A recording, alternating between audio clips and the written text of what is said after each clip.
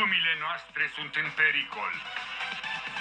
Pentru a le salva pe ele și galaxia, trebuie să găsim cele 4 chei planetare, înainte ca Decepticonii să le folosească în scopuri malefice. Asta e uniunea noastră.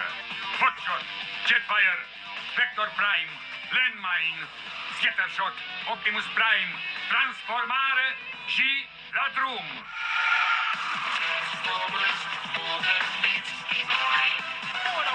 Decepticons! Transformers!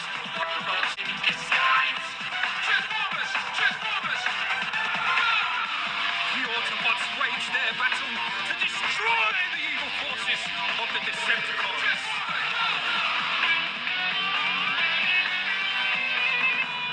Transformatorii Cybertron.